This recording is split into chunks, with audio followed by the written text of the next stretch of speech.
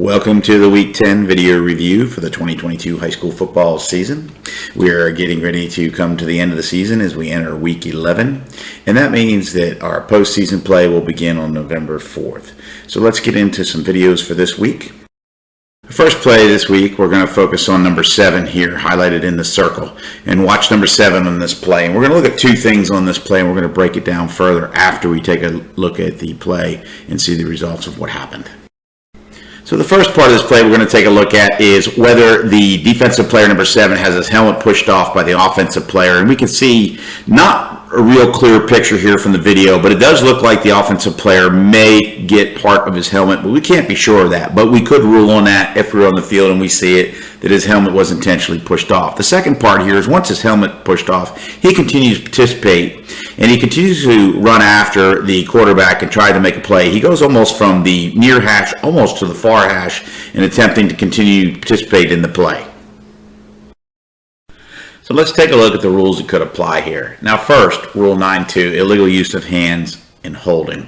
So this would apply if we judge or deem that the offensive player pushed the helmet or caused the helmet of the defensive player to come off here. But like I said in the video clip, it is not quite 100% clear because of the angle we are at, but I think he does get his hands up there potentially and maybe impacts the player's helmet come off. The second part, though, that is more clear in this video is Rule 9.6, illegal participation, Article 4G.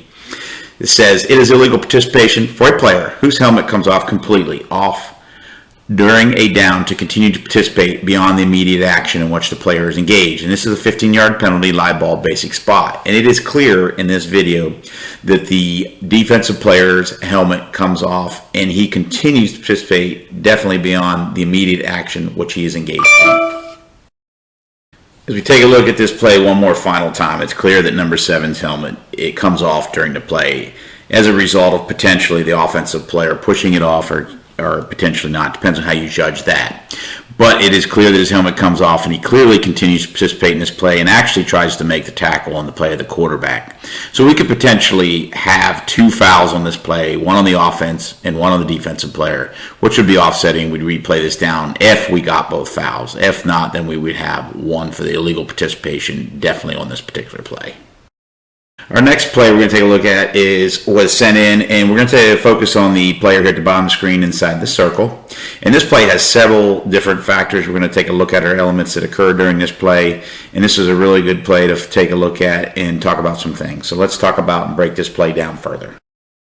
Let's go ahead and break this play down even further, and as we see our receiver at the bottom here, we notice there's some contact right here, and we can see that contact. Now we have to judge, was that contact forcing the receiver out of bounds on this play? And we're going to see that we lose sight of them for a moment, and then we give them back, and we can clearly see that the offensive player is now out of bounds. So now for him to be able to catch the ball, he's got to establish himself back in bounds at his earliest opportunity. And as the play continues, we can see right here, he's established himself back in bounds, touching inbounds, and then he goes up to make the catch, catches the ball, comes down, foot hits the pylon, and then he goes out of bounds with the catch after that.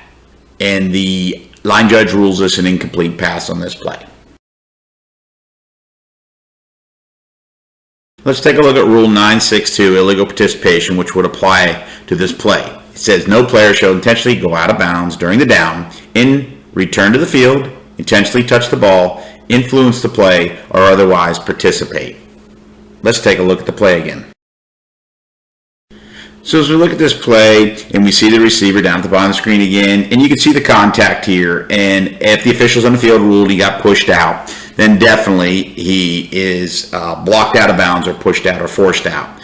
And so now he's got to return back in bounds at his earliest opportunity. And it looks like he does. He comes back into the field of play and reestablishes himself in the field of play after being forced out by the defensive player.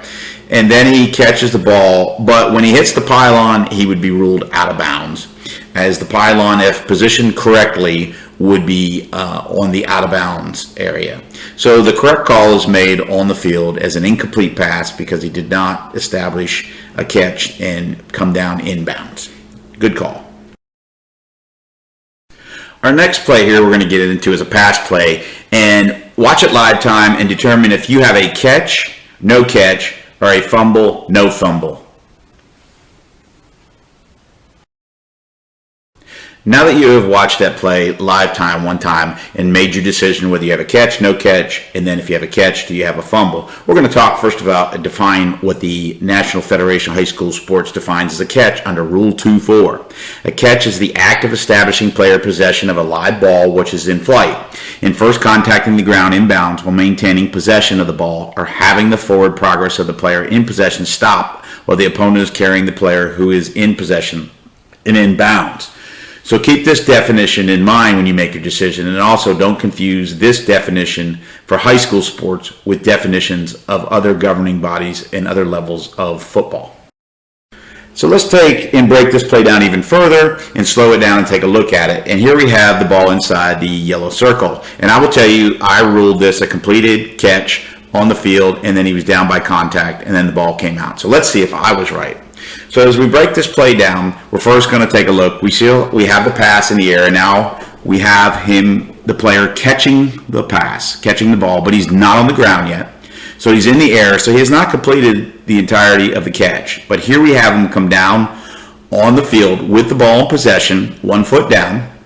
And then as the play continues, we'll see he takes a couple more steps. And then as he's going down and he's not contacting the ground, we can start to see the ball come out right here. And the ball's coming out, and there it is on the ground, and then the back judge steps in and rules this incomplete. So I think that ruling the catch on this play is easier than the fumble part, but this is a tough play, live time. But as we take a closer look, we can see the receiver go up, he gets the ball, he has possession, there's 1 foot, 2 foot down. The tackle process is beginning right here by the defender. Then we see another foot go down, and then a 4th foot comes down here. And then we can start to see that the defender is ripping the ball out. And if you look closely, you can see the ball starts to come loose right here, right before he's down on the ground. The ball's coming out. And that's the tough part. That's the really tough part right there. I think the catch is easier to rule on this. As you take a look at it, you can see he has the ball, comes down, makes contact, in possession of the ball. The tough part here is when the ball comes out, ruling this a fumble. So I would have been wrong on this play. I would have got the catch part right, I believe, but the fumble part I would have missed. But that's a tough play to call on this particular situation. So our next play, we're going to watch live time on this particular play. We have a couple things going on this running play, and we're going to break those down further after we watch the play live time, so you can get a look at the play and then see if you picked up any on it during live time. All right, let's break this play down a little bit further. So we have a running play. So our first matchup here is we're going to focus on this block right here inside the circle, and we're going to see the offensive player maybe get a little handsy, a potential hold there. Could be a possible hold. I could see you passing on that one and not getting that one. But let's look at the second one here.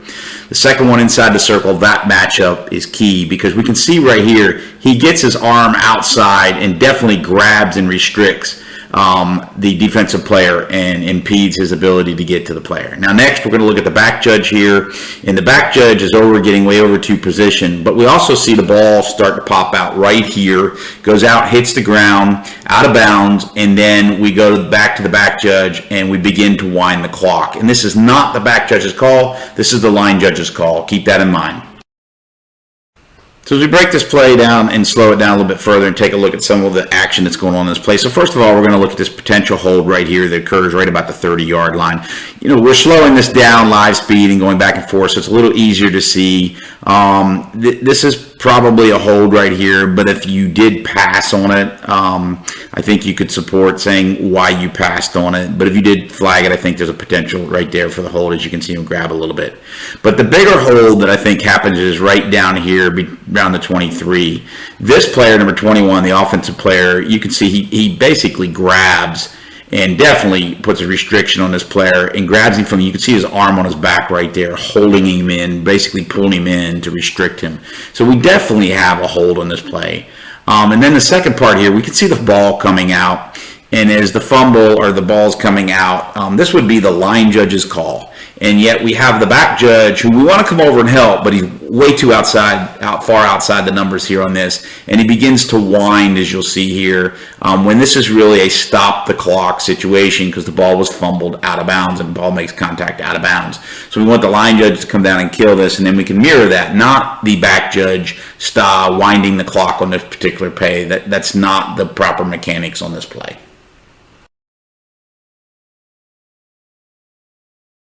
So our next play here, we're going to talk about forward progress and forward progress spots. And let's just remember, forward progress is the end of the advancement of the ball toward the opponent's goal. So in this play, you can see that the quarterback runs the ball and gets up close to the 46 and then gets pushed back and taken down to the ground. So where's this forward progress most spot? That would be about the 46. And you can see right here, that's the spot where he had gained the most progress that he was going to gain advance with the ball. And you can see the head linesman come up to that spot, even though the player's down back there. And you're probably going to hear fans or players or coaches scream about he's down back there. It's the forward most progress that the runner makes, and we want to give them everything that they earned. And on this particular play, we get it right. You can see the quarterback advance up, and then he makes contact with the defenders here. The defenders make contact with him, and then they push him backward from that forward most spot and take him to the ground. And yes, his advancement was to the 46. Now, the next play is a little more difficult. We have a pass play getting forward progress, and these are a little bit more challenging.